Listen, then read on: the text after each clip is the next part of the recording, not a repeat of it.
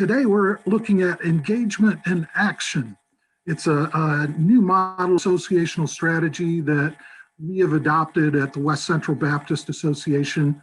We voted it in last year. We've been working on it for a couple of years, and now we're really in full swing with it, and we kind of like it. We like to call it 3 circles because that simplifies it in our minds. We have 3 circles, and you'll see that in a moment. I'll try to share screen and give you a little bit of the model here in a few minutes. This presentation, I'm hoping, will offer a non-traditional model of strategy for Baptist associations.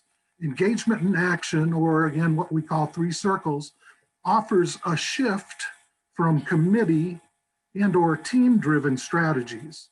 This model brings simplicity and efficiency together to provide effective ministry resourcing solutions. And as associations, that's what we're about. So let's take a look quickly at associational strategies as we've understood them over the years. When I first became an associational leader, goodness, 18, 19 years ago, some of our associations were driven by committees. Often our churches use committees to drive their ministry and to direct their churches. We were encouraged probably about 12 or 15 years ago to move to a more of a team-driven approach. If you remember that, we were encouraged to kind of move to teams which might last just a short amount of time rather than be long-standing committees. If you recall, committees oftentimes will have a place in our strategy or our structure, and sometimes they're active and sometimes they're not active. So we've got committee-driven and then team-driven, which many of us moved to 10 or 12, 15 years ago. And in team-driven, what I've found over the years is that our team-driven strategies became more like committee-driven strategies. Because we had a team in place, we would let that team stay there and stay there and stay there, whether or not it was gaining traction or doing a whole lot. So today, and another strategy that I've seen as well as used, when I was in Arundel, we used something called passion-driven strategy or passion-driven approach, where people that had passion to do different things, we'd put them in gear, we'd get them going until that passion ran off and maybe until that no longer was there. Well, today we want to talk about an action-driven strategy. Action-driven strategy. From the name you see, engagement and action, this strategy will be more so an action-driven strategy.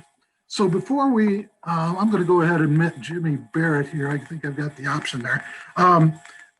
Three circles or engagement and action. I want to give you the main objective. First, the main objective is to invite the Lord to use churches, to help churches, and corporately network together for kingdom building purposes within the association. Again, the main objective is to invite the Lord to use churches to help churches, and then corporately or together network for kingdom building purposes within the association. So we see that churches are involved, they're engaging, they're helping one another, and we are looking to have a result that is something that builds the kingdom, builds God's kingdom within the association. Of course, when you're doing that within the association, there's always the potential for it to grow outside of the association and into other areas. Something else I want to give you at the top is this. This model, we see that effective communication between the churches, and we'll see definitions here in a moment, but effective communication between the churches and the core group will result in both awareness of needs, the development of action groups, and effective resourcing and partnership. So communication is a key. If you've been a DOM very long, you know that you've got to communicate well, both structurally and to and from your churches. There needs to be a good, clear line of communication. So effective communication between the churches and the core group, we'll define that in a moment, will result in both awareness of needs, the development of action groups, and effective resourcing and partnership. Let's look at a couple of definitions here as we step into 3 circles and understand this strategy we call 3 circles or engagement and action. First off, we have focal points. In this instance, I'll show you the model in a minute. We have a Venn diagram in which we have 3 circles that overlap one another. So our focal points are found within 3 different circles. So we have 3 different focal points, and those focal points are these. In no particular order, although they're each very important. Church wellness is one. So one of our circles involves church wellness. Leadership development is another one of our circles or focal points. And then missional engagement is the third. So we have church wellness, we have leadership development, and we have missional engagement. Now, depending on your association, you may have 3 different circles, or you might decide to develop a 2-circle strategy. But for us at West Central, we've got 3 focal points. Again, church wellness, leadership development, and missional engagement. Okay, John. Now, yes, sir. We can't see. Are you going to share that as a diagram in a moment? Yes, I am. Okay, because we can't see it right now. Okay. Correct. Right. I'll share that in just a moment. So from these 3 circles, or this Venn diagram, these 3 overlapping circles, all of our ministry resourcing comes from them, and our partnership activity. Jim, I'm going to admit Christy Shotwell, or she's in. Okay, good. All ministry resourcing and partnership activity will emerge from either 1, 2, or all 3 of these focal points. All right, so imagine 3 circles overlapping. I'll show you that diagram in just a minute. A couple of definitions beyond the focal points of church wellness, leadership development, and missional engagement. First, we've got churches. Churches are the beneficiaries of ministry resourcing. That's one thing I learned early as a DOM, as I was being mentored by a mentor and friend, Bill Agee. He encouraged me to understand that the association existed to resource ministry within our churches, not to create ministry, but to resource ministry. So the churches are the beneficiary of ministry resourcing. And now they are represented by the executive board. Some of us still use the term executive board. In West Central, we're using the simple word churches to use so that we can understand that they are receiving the ministry resourcing. And so the churches are represented in the model that you'll see in a moment by the executive board, as well as leaders and members of the congregation. So churches is an important piece of our strategy.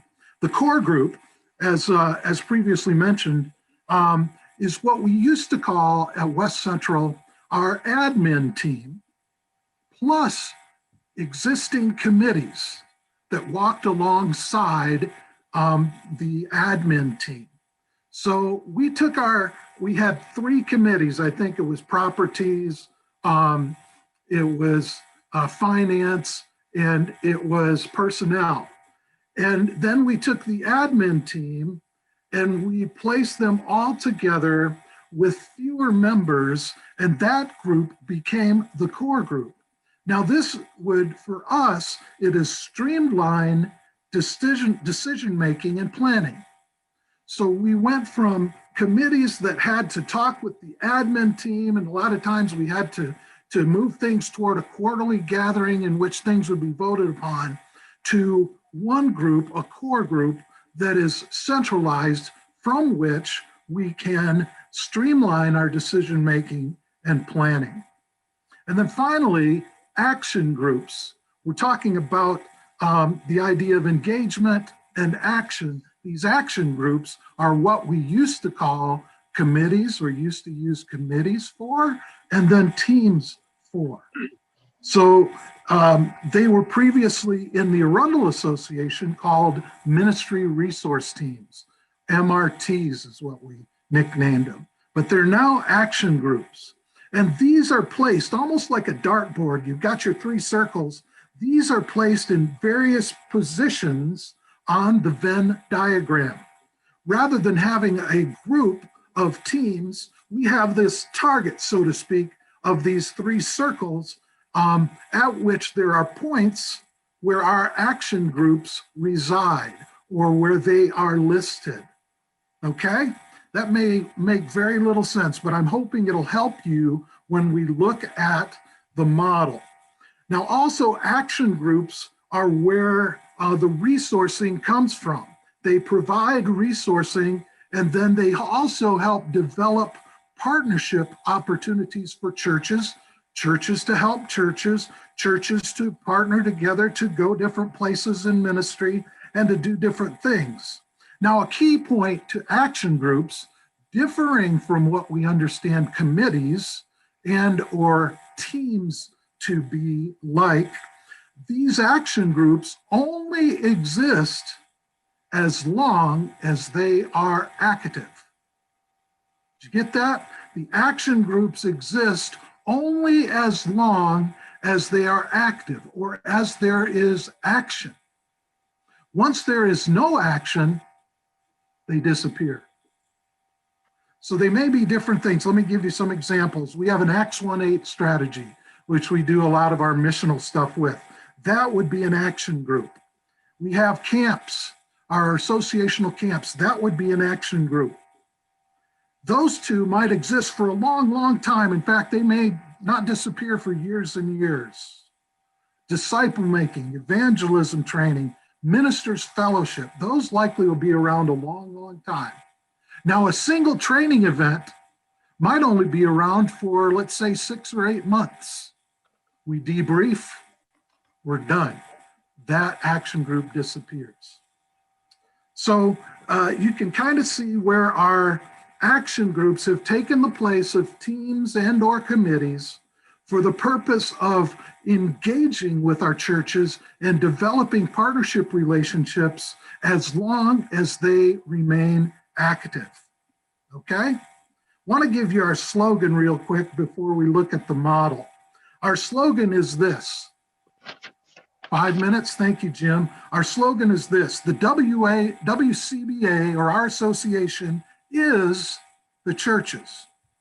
It's not the office and staff at the Jim Short Center or at the building. So the WCBA is the churches, not the office and staff at the Jim Short Center. The staff and our many volunteers are available to serve you and your church. But our slogan is the WCBA is the churches. It's the churches. It's not me. It's not my ministry assistants or the volunteers. It's the churches. Every congregation is valuable to one another.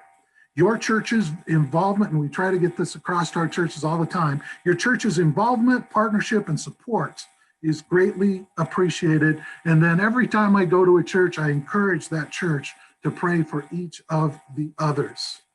All right, I want to share screen now and look at a PowerPoint, which will give us a good understanding of what this model I've been talking about actually looks like. All right, wanted to show you this. This is my family, most important part of my life other than Christ. You see Micah there on the left, myself, my wife Kelly, and my son Caleb. All right, let's roll to the top. We're not going to read all of these word for word, but you can see these are our 3 circles we were talking about, the 3 spheres or circles that are overlapping. This is a Venn diagram. You'll see leadership development in no particular order, but leadership development is the red circle, mission engagement, the green, missional engagement, the green, and church wellness, the blue. Now, the highest impact area, if we were to shoot our action group darts at this target, the highest impact would be right there in the middle.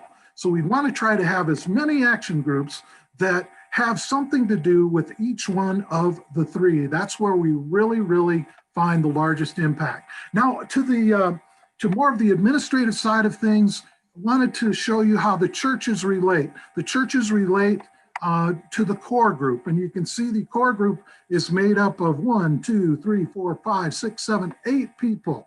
The associational mission strategist, the officers, moderator, moderator-elect, treasurer, and clerk, and then the liaisons for each of the 3 circles.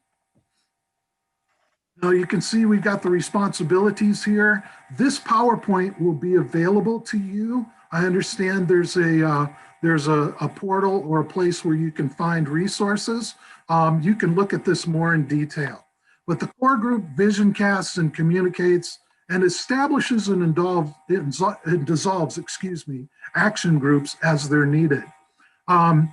Responsibilities, again, we see a lot in the area of responsibilities. Here we've got the responsibilities of our liaisons. Altogether, this core group manages all of the business when we're not in session, much like the executive committee of the SBC. So the responsibilities of the churches, the executive board or the churches will approve the major things. And they'll also be a part of establishing and dissolving action groups as needed as they communicate with the core group or any member of the core group. So you can see the churches relate to the core group, and then the action groups are developed. And it's kind of a circular relationship here.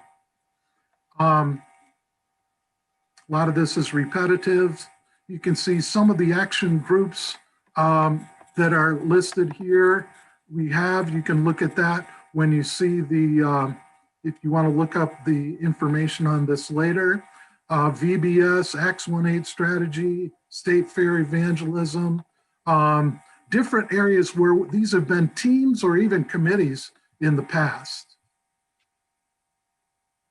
So you can see a lot of these that we have that are related. And remember, each one of these, again, have a place on that, like a positioning on the Venn diagram.